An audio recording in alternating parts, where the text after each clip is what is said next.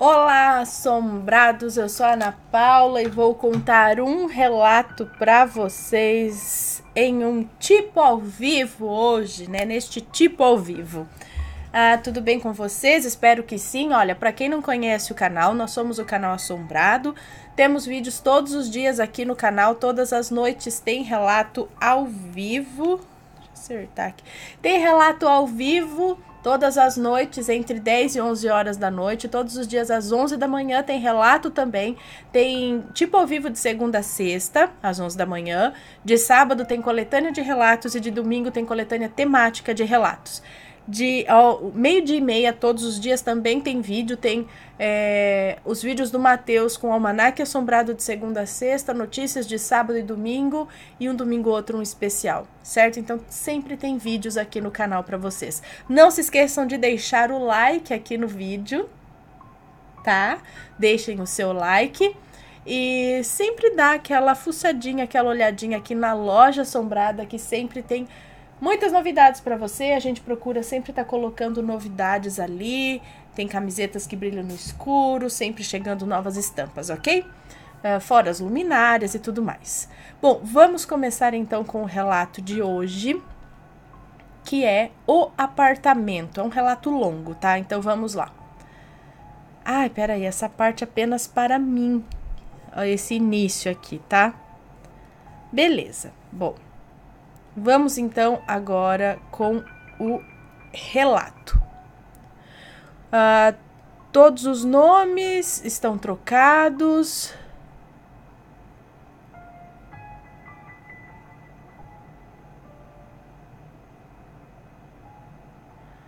Tá.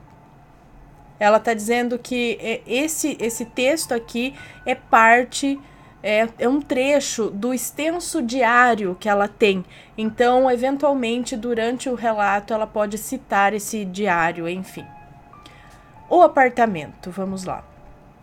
Confesso que escrevo minhas memórias de forma um tanto quanto aleatória, mas creio que tudo se encaixa no final, eu acho. Era o ano de 2015. Muitas coisas haviam acontecido, eu já era metade de quem sou hoje. Já havia me formado na faculdade há um ano, trabalhava em uma boa empresa há quase 5 anos, estava prestes a entrar de férias, meu pai estava morando em São Luís do Maranhão, eu nunca havia ido à praia e pensei, por que não?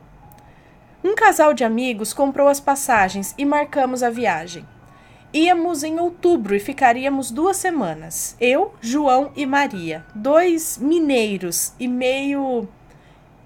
2 mineiros e meio indo para a cidade grande, litoral, capital, pela primeira vez pegar um avião. Seria de fato bom. Conheceríamos um lugar novo, faríamos muitas coisas novas. Chegamos em Brasília. Fomos de ônibus de nossa cidade para lá. De lá pegaríamos o voo. Ficamos alguns dias em Brasília, aproveitando o apartamento luxuoso, porque para nós era... o apartamento luxuoso das minhas tias e a boa comida da minha avó. Finalmente chegara o dia. Íamos conhecer o mar e ficaríamos no apartamento do meu pai. A empresa que meu pai trabalhava acharam um local para ele ficar. Alugaram um apartamento mobiliado com tudo dentro já. Panelas, toalhas, pratos, copos, TV, eletrodomésticos, lençóis, tudo. Mais completo que aquele apartamento só das minhas tias. Chegamos em São Luís e assim que descemos do voo, sentimos a maresia. O ar era diferente, tinha coqueiro para todo lado e o clima tropical nos tomou. A areia enfeitara nossas bonitas... A areia enfeitara nossas botinas. Não bonitas, Ana, tá doida. A areia enfeitara nossas botinas e o sol castigava os nossos chapéus.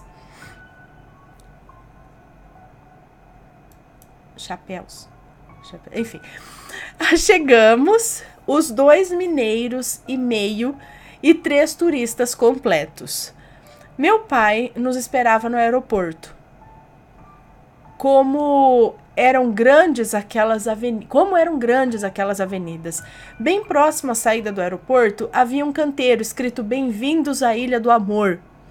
Meu pai andava meio mundo em uma avenida e virava em outra e percorria a extensão da Rússia.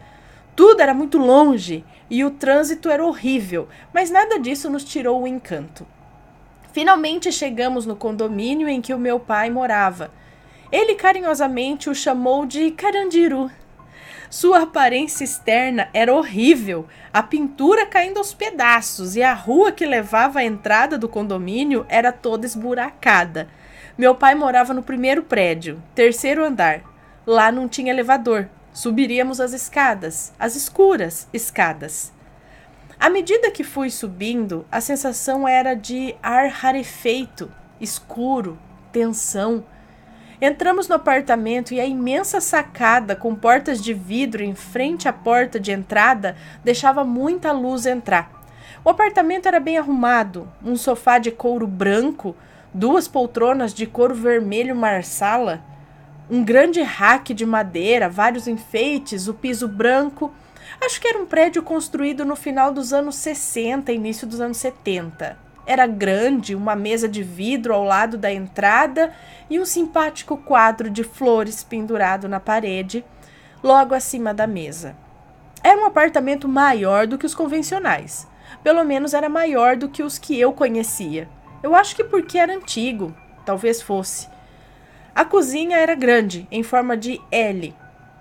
Os armários eram planejados, uma mesa pequena com uma fruteira embaixo. Eu nunca tinha visto uma pia como aquela. Era redonda e funda, mas era bom. Eu estava surpresa. O apartamento era muito bom. Espaçoso, bem arrumado, um mundo à parte daquele condomínio caindo aos pedaços. Mesmo sendo a minha primeira vez lá, era a casa do meu pai. Logo, eu me senti a anfitriã. Eu acordava mais cedo para fazer o café para os meus amigos e para dar uma organizada no apartamento. Lá ventava muito, e como fazia muito calor, mesmo com o vento, as janelas sempre estavam abertas. O chão, no fim do dia, era quase uma duna. Eu me via na obrigação de passar pelo menos um pano no chão diariamente. Só a vassoura não adiantava. À tarde íamos à praia, ao shopping, centro histórico e tudo mais. De manhã eu acordava e ajeitava tudo. No fim da área de serviço, bem em cima do tanque, havia uma janela. Janela essa que tinha uma vista bem feia. De lá podíamos ver o quintal de uma casa. Era um quintal bem grande, uma casa velha, mas ainda nos tijolos, sabe? Uma construção, não terminada, eu acredito. Todos os dias eu ia nesse tanque e ficava olhando para essa casa enquanto eu enchia o balde. Lá tinha 3 grandes árvores e muitas folhas pelo chão. Era deveras um lote bem grande. Eu enchia o balde e olhava atentamente, mesmo que improvável, uma velha senhora morava lá. Sempre estava varrendo o quintal. Parecia bem disposta, apesar de apresentar ter pelo menos 70 anos. Ela era baixa, cabelos curtos e bem branquinhos. Estava sempre com vestido na altura do joelho, cores claras, varrendo, sempre varrendo. Certo dia eu a vi pendurando lençóis brancos, muitos. Reparei que no varal tinha uma sacola amarrada. Fixei o olhar para tentar entender aquilo. Para que cargas d'água alguém amarraria uma sacola no varal? E aí o balde transbordou. Voltei a essa órbita e vi que ela me olhava de volta. Parecia se divertir com a situação e com o fato de que provavelmente a sua visão era melhor que a minha. Eu ri com a situação constrangedora e voltei aos meus afazeres. Estávamos no Maranhão há quase uma semana. Meu espírito aventureiro de turista já havia se esvaído. Eu voltara a ser a meia mineira, matuta e caseira. Já não queria ir nem ao supermercado que ficava a alguns metros de distância do condomínio. Maria começava a ficar pouco à vontade na casa, sabe-se lá por quê. Ela não gostava de ficar sozinha e às vezes me parecia até um pouco triste. João reclamava com ela sobre sua inércia. Os dois sempre acordavam tarde e não faziam nada. Eu não me importava. Como eu disse, eu me sentia a anfitriã da casa, mas os dois se incomodaram. E o João disse a Maria que os dois se levantariam mais cedo para que pudessem me ajudar nos afazeres. Eu acho que ele pode ter interpretado mal a falência do meu espírito turístico. No dia seguinte à conversa, assim que eu acordei, a Maria levantou. Já foi pegando a vassoura e varrendo as coisas, e eu disse que não precisava se preocupar, mas ela insistiu e me disse que o João havia falado com ela sobre isso. Ele, por sua vez, se levantou um pouco mais tarde e se ofereceu para ir comprar o café da manhã. Para evitar brigas entre os dois, eu a deixei cair de boca no labor. Fui lavando o banheiro, que parecia um pedacinho da praia, só tinha água e areia. Passei o café e, enquanto estava na cozinha, me deparei com Maria, estática, observando a janela. Assim como eu fazia. Eu chamei e ela olhou para trás, quase que acordando de um transe, e então me disse: "Credo, Dani, que casa estranha, né? Será que tá abandonada há muito tempo?" E eu rindo respondi: "A casa é estranha, sim, eu confesso, mas abandonada não é não. Tem uma senhora que mora aí. Ela vive lutando contra as árvores. Todos os dias fica varrendo esse terreiro, mas as folhas parecem estar sempre do mesmo jeito." Nesse momento, o João chega e adentra a cozinha, tentando entrar no assunto. Ele diz: "Onde tem folha?" E explicamos para ele que prontamente foi à janela, observou, olhou para mim meio sem graça e disse, me chamando pelo apelido que sempre me chamava: "Pessoa, acho que vi um fantasma. Ali não mora ninguém, não." Ah, mas eu rebati na mesma hora: "Como pode? Um fantasma? Pra cima de mim, João? Por favor, né?" Eu via aquela velhinha todos os dias, varrendo e até lavando lençóis. Ele zombou de mim e disse que os lençóis eram os que ela usava à noite para assombrar as casas. Eu não aceitei, bati o pé e, como tudo entre nós virou uma aposta, e ele disse que descobriria. Caso eu estivesse errada, devia a ele uma caixa de cerveja. Ok, eu não estava errada. Aposta aceita. Naquela mesma tarde estávamos todos cansados. Já tínhamos saído muito e o calor estava beirando o insuportável. Eu deitei num colchão na sala. João e Maria me chamaram para ir ao mercado, pois planejavam uma pequena resenha em casa naquele dia. E eu me recusei. Não sairia naquele sol do Saara, mas nem morta. Fiquei vendo TV. Eles saíram, levaram a chave. Eu acabei adormecendo. Algum tempo depois, não sei mensurar o quanto, eu ouvi de longe um barulho da chave. Estava com o corpo pesado. Dormir no calor sempre me deixa assim. Ouvi passos. O grande sofá branco separava a sala da copa. Ouvi um barulho como se alguém se inclinasse por cima do sofá de couro. Aquele barulho de ar saindo das almofadas, risos, e bem próximo do meu rosto ouvi pá, pá, pá, palmas. Senti até a corrente de ar causado pelas palmas. Primeiro as palmas e depois eles correram. Ah, João, ah, Maria, querendo me assustar por causa da história da velhinha, né? Pois eu não daria esse gostinho a eles. Me fiz de egípcia e os ignorei. Continuei de olhinho fechado e quietinha. Novamente os passos e risos baixos se aproximaram. O barulho inevitável do ar saindo do sofá de couro e... correria total. Nesse ponto eu já estava rindo, que o povo chato, né? Já estava rindo, né? Que povo chato.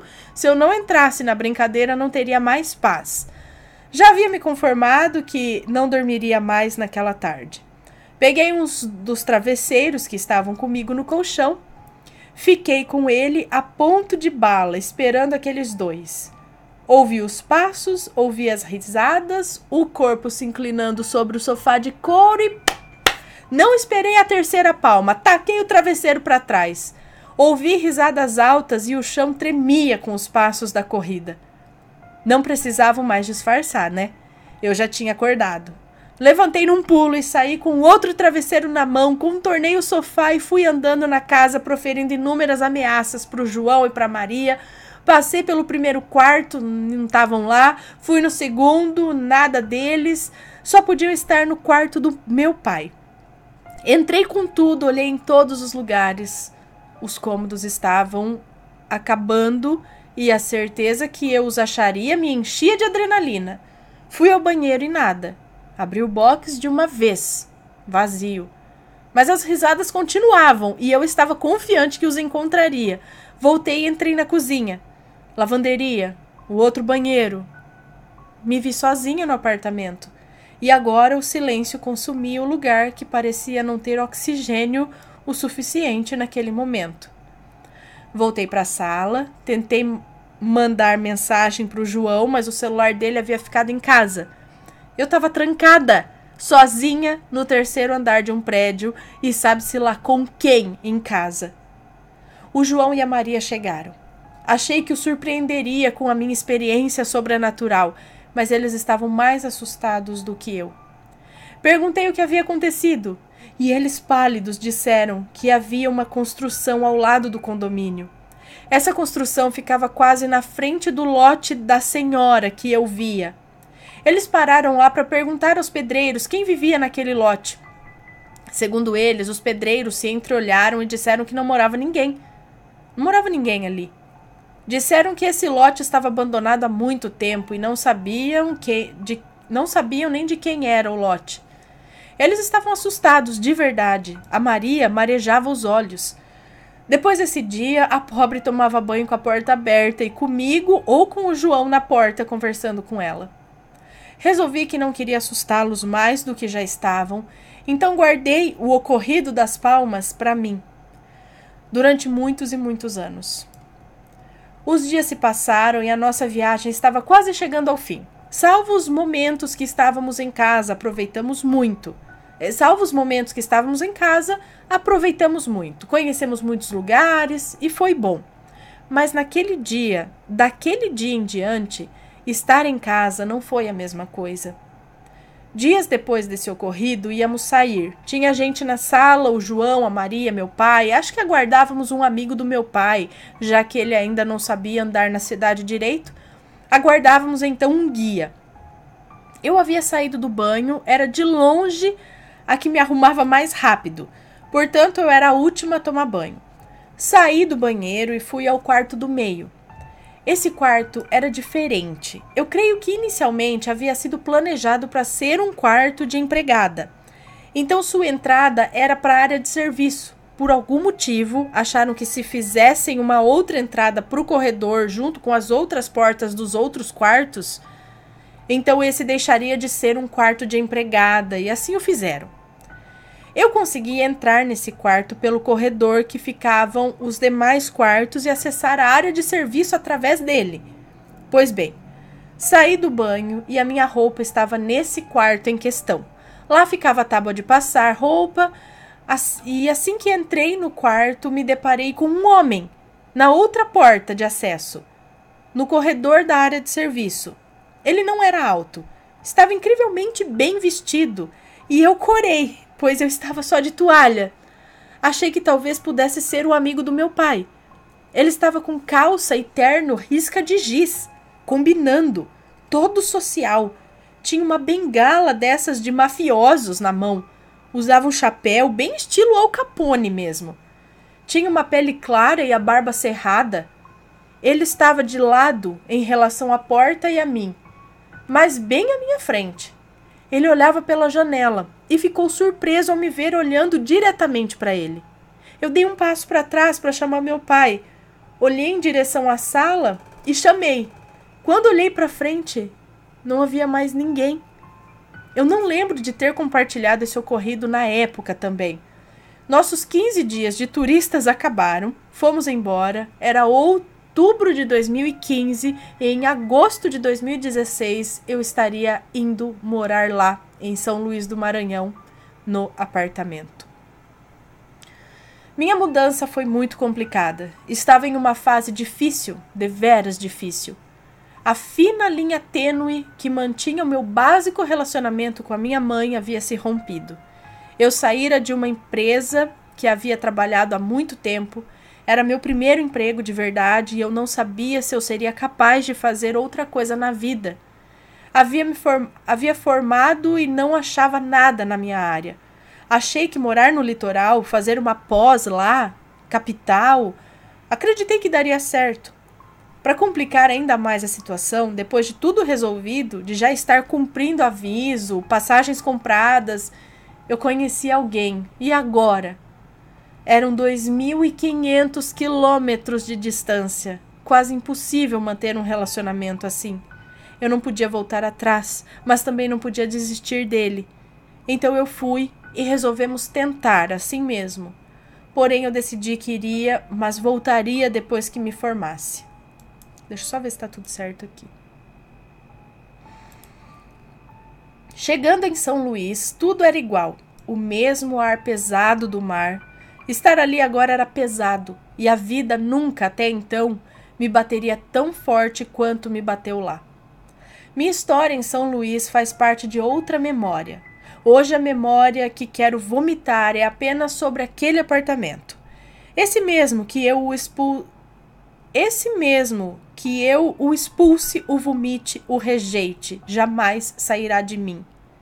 Foram 365 dias, 12 meses, um ano inteirinho que eu chorei todos os dias.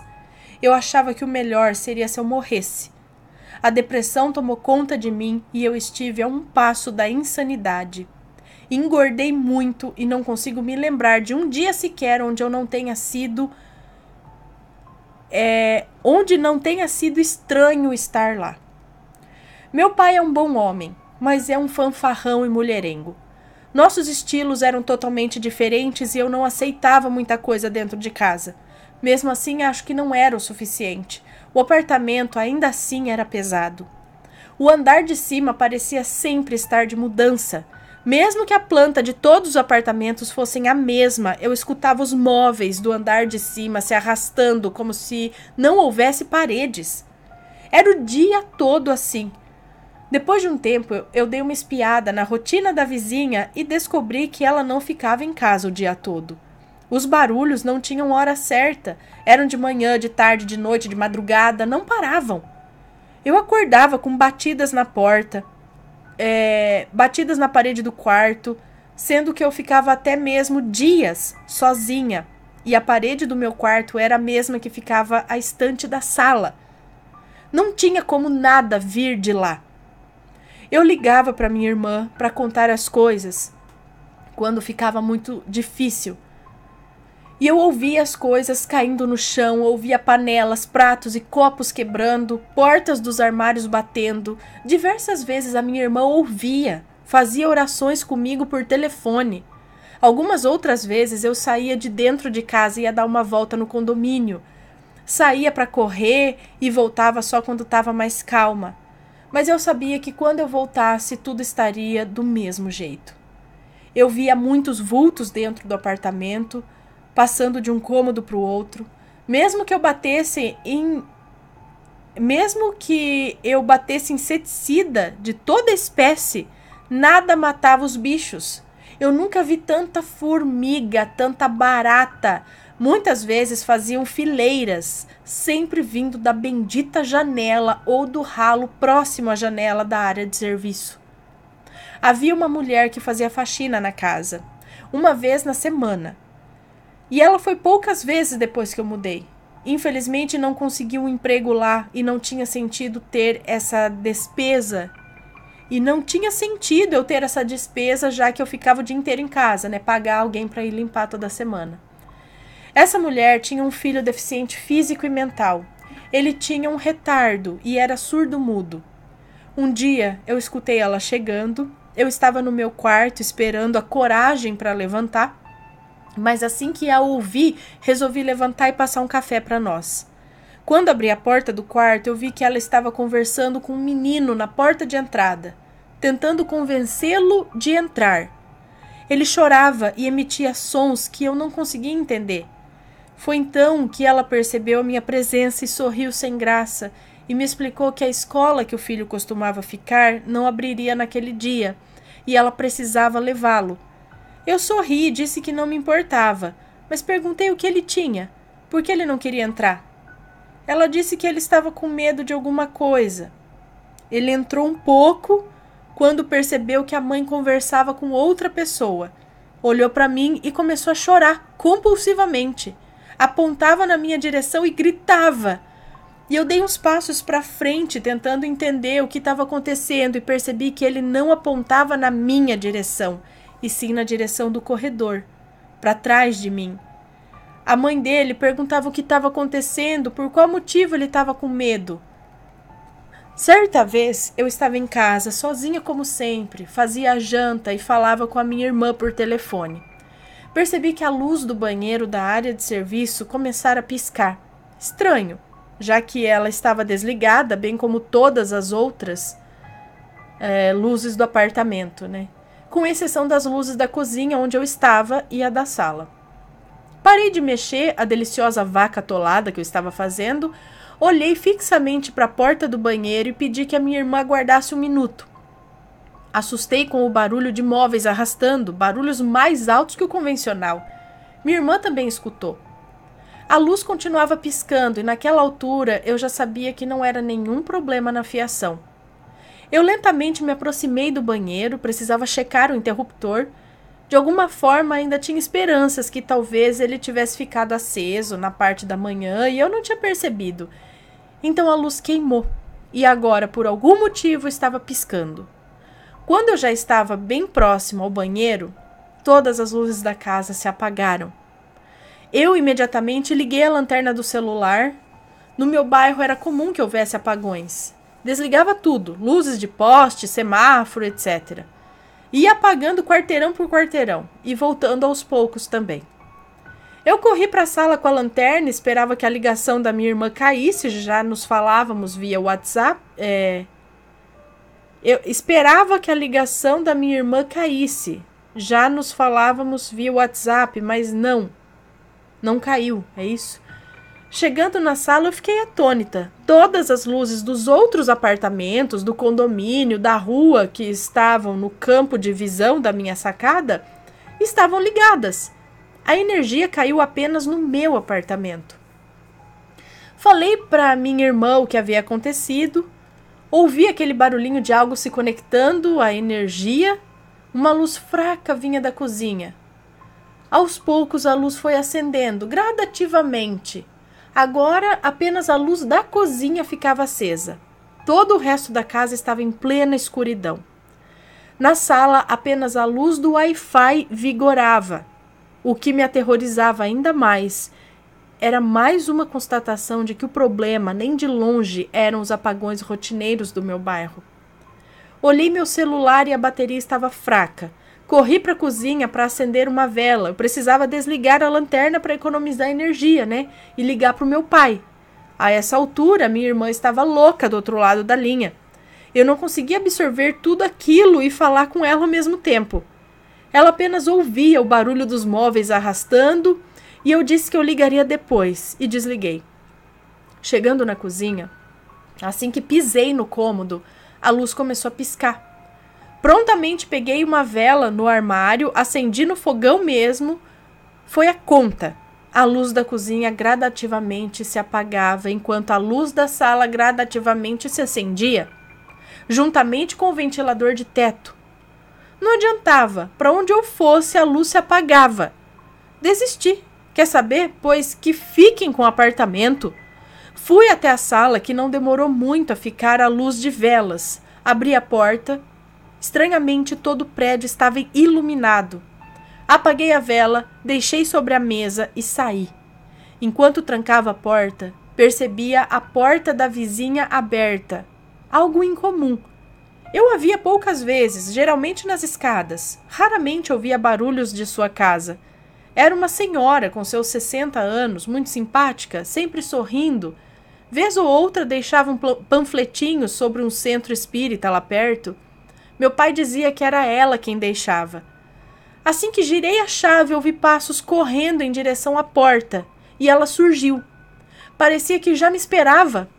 Olhou para mim e disse para que eu não me preocupasse, para que eu não ficasse com medo, que tudo era energia. Aquela senhora simpática, mesmo querendo me acalmar, me deu mais medo ainda. Olhei para ela e com um sorriso amarelo eu só disse, tá bom. Corri escada abaixo e tentei compulsivamente ligar para o meu pai. Onde eu passava no estacionamento, as luzes piscavam. E eu comecei a chorar. Quando consegui falar com meu pai, ele foi para casa. Contei tudo o que aconteceu, eu estava aos prantos. Ele acreditou em mim. Meu pai era espírita, e um dia antes do ocorrido ele havia passado a noite em claro, pois segundo ele havia uma presença na casa. Ele não vê, mas ele sente. Ele passou a noite fazendo orações. Os dias que se sucederam a esse foram complicados. A sensação era que estávamos ladeira abaixo. Com muita frequência, o episódio das luzes se repetia. Houve uma vez que nosso apartamento já não ligava uma luz sequer. Chamamos o síndico, que precisou desligar a chave e ligar novamente para que a luz retornasse. Meu pai ficava cada vez mais fora de casa, envolvido com amigos e com festas, vivia bêbado e eu cada vez mais depressiva. Quase não nos falávamos, nossa situação financeira se complicou e ainda assim ele não parava de beber e sair.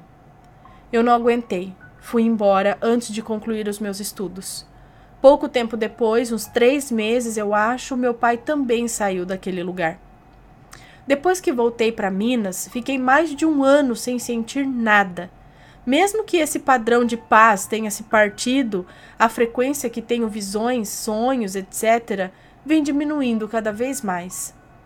Meu relacionamento acabou antes de eu voltar, mas hoje estou bem melhor. Aos poucos, as sequelas daquele apartamento vão acabando e eu me recuperando, me resgatando. Ainda assim me pergunto, mesmo sabendo dos motivos os quais me fizeram mudar da vida boêmia do meu pai, até onde as presenças daquele apartamento influenciaram as situações que vivemos e o que sentíamos ali? O sentimento de opressão, de estar sendo observado, de tristeza, depressão, o desgaste entre meu pai e eu, até onde for influenciado pela situação que nós mesmos criamos e até onde o apartamento nos influenciou. Fim do relato. Eu acho que influencia sim, se tem energia, se tem coisas ali, tudo influencia. Vai saber o que é que tanto que tinha ali. Pode ser muito perigoso até, né? Bom, pessoal, espero que tenham gostado do relato, tá? Não se esqueçam do like no vídeo. Um beijo para todos vocês e a gente se vê logo, logo. Beijos e fui!